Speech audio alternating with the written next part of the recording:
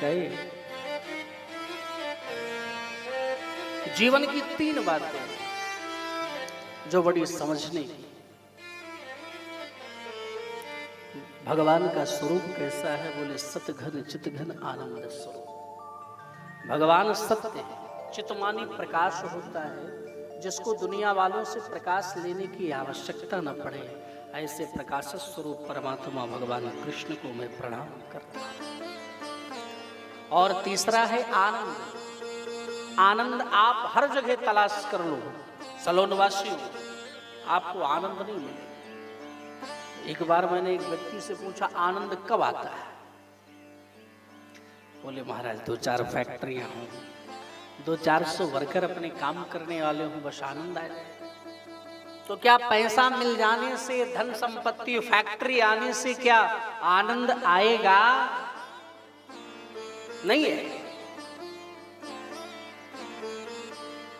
हमें याद है एक संत जी, एक सेठ जी थे, खूब पैसा कमाते थे, एक दिन में लाखों रुपए कमाते थे, लेकिन शाम को अच्छे से भोजन नहीं कर पाते। हमने पूछा क्या बात है सेठ जी? बोले महाराज जी डॉक्टर साहब ने कहा है यही खाना, सूखा सूखा सब चीज, उसमें ज्यादा घी तेल नमक मिर्च मसाले नहीं होने चाहिए। हमने कहा क्यों? बोले नहीं ब्लड प्रेशर हाई हो जाएगा। तो फिर ऐसे संपत्ति का क्या मतलब?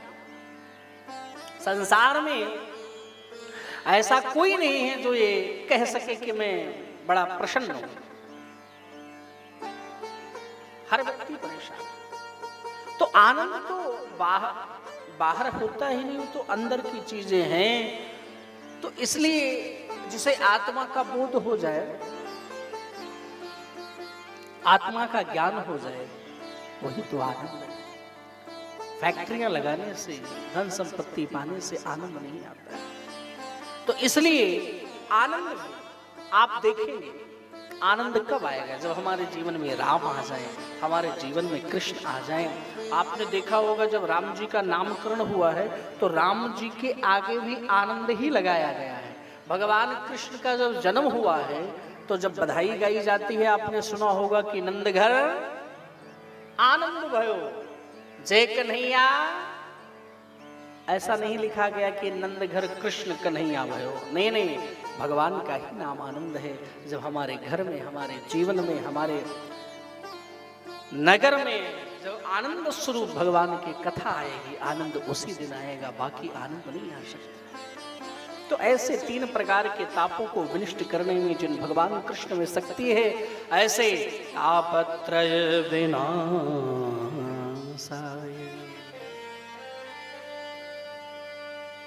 श्री कृष्णाय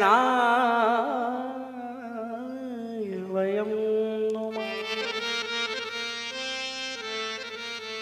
तो ऐसे भगवान कृष्ण के चरणों में हमें जाना चाहिए, क्योंकि ये 3 प्रकार के ताप हर व्यक्ति को सताते रहते हैं। संसार में ये 3 ताप हैं।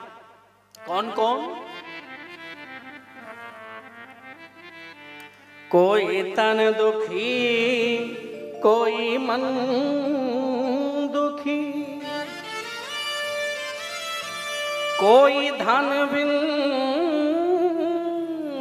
राहत उदास,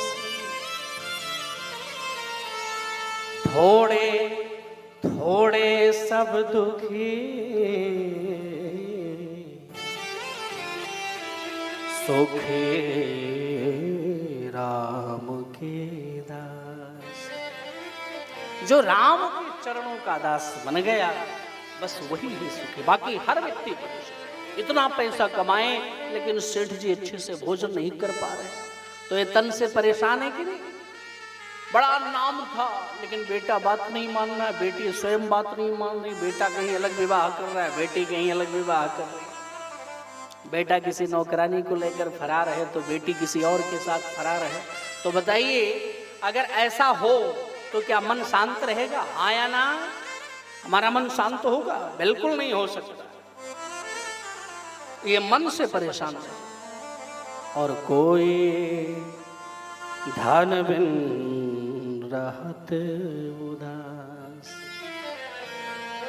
बहुत मेहनत करता है व्यक्ति, लेकिन शाम को मिलता केवल 1000 रुपये। क्या करे, 1000 रुपये में घर बनाए या क्या करे, बच्चे की फीस भर दे या राशन की व्यवस्था करे या मकान किराए पर हो तो भाड़ा दे दे, क्या करे।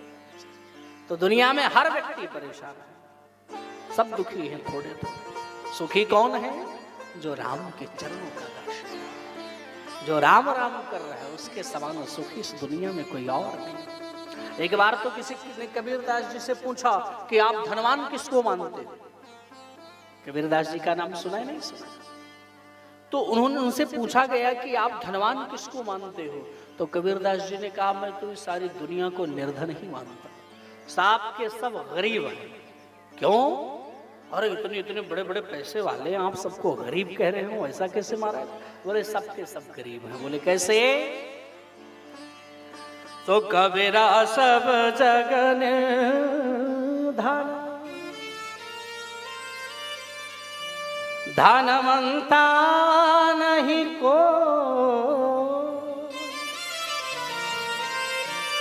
धनवंता सोई जानिए, जाको राम नाम धन हो। जिसने राम रूपी धन कमाया, जिसने कृष्ण रूपी धन कमाया, इस संसार में प्रसन्न हुए और कोई नहीं। क्योंकि ये पैसा आप चाहे जितना कमाओ, रहना यही है। अरे और तो और, ये भारत छोड़ करके किसी अदर कंट्री में आप जाओ, वहां भी काम नहीं आएगा, वहां भी आपको मनी एक्सचेंज करना पड़ेगा। एयरपोर्ट पर उतरो, सारे लगे रहते हैं। अगर आप डॉलर लेके चले हो अमेरिका का, $1 वहां से यहां आपको जो है 4 रुपए 5 रुपए काट करके वो 70 रुपए देंगे। क्योंकि हम लोग एक बार डॉलर लेकर आए थे, अमेरिकन डॉलर, तो दिल्ली एयरपोर्ट पर उसको हमने एक्सचेंज किया।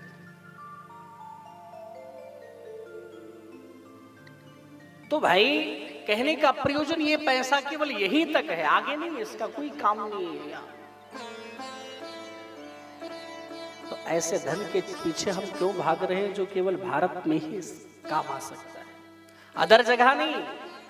अरे हमें ऐसा धन कमाना चाहिए कि यहाँ रहें तो भारत सलोन में रहें तो यहाँ भी काम आए, और सलोन छोड़ करके अगर हम लखनऊ जाएं तो वहाँ भी काम आए, मुंबई जाएं तो वहाँ भी काम आए, किसी अदर कंट्री में जाएं तो वहाँ भी काम आए।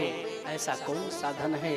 बोले राम रूपी ही धन है। अगर इसको कमाओ तो इस दुनिया में रहोगे तो काम आएगा ही आएगा। ए सलोन वालों, इस दुनिया को छोड़ कर जाओगे तो वहाँ भी काम आएगा मेरे भाई। ऐसा विलक्षण धन है राम रूपी धन, जिसे हम इग्नोर करते हैं, उसके पीछे हम भागते नहीं। राम रूपी धन के पीछे नहीं भागते, इसके पीछे सारा दिन भागते रहते। ऐसे धन के पीछे भागो जिसमें आपका कल्याण हो।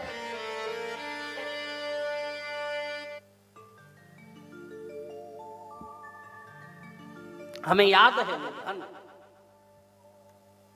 आपने मीरा जी का नाम सुना होगा। मीरा जी इतने बड़े परिवार से ताल्लुक रखते थे, परंतु सब कुछ परित्याग कर दिया। किसके पीछे? केवल राम रूपी धन के पीछे।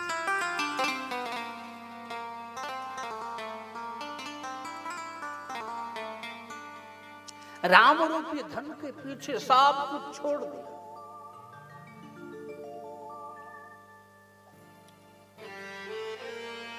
और मुख से वही बात निकली, आप सभी को याद होगा, वो कौन सा भैया देव जी सुनाते नहीं, पायो जी मैंने, हाँ। तो भाई राम रूपी धन सब कुछ छोड़ दिया और दौड़ पड़ी मीरा जी। कहां? पायो जी मैंने राम रतन धन,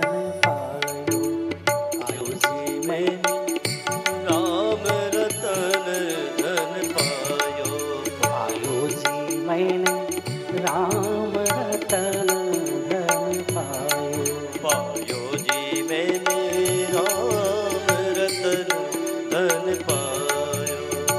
किसी ने पूछा कहाँ मिला ये धन, जरा एड्रेस बताओ, तो मीरा जी बोल पड़ती, क्या, जरा नोट करना एड्रेस सलोन वालों, ये धन मिलता कहाँ, इस मार्केट में नहीं मिलेगा, फिर कहाँ मिलेगा।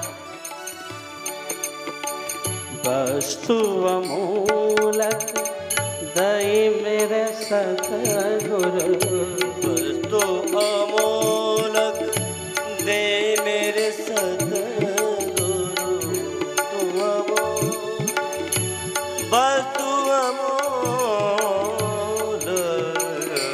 वाह, वस्तु अमोलक दे मेरे सतगुरु, वस्तु अमोलक कृपा करे अपनायो पायो जी मैंने, कृपा करे अपनायो पायो जी मैंने, राम रतन धन पायो, पायो जी मैंने राम रतन धन पायो, पायो जी मैंने राम रतन धन। अब अगर इस धन की लालसा आपको भी है तो जरा हाथ उठाओ और मीठी मीठी ताली बजाओ, क्योंकि अभी ठंडी इतनी तो हो नहीं रही कि हाथ ठिठुर रहे, है कि नहीं, इसलिए पूरे हाथ उठाकर मीठी मीठी ताली बजाओ।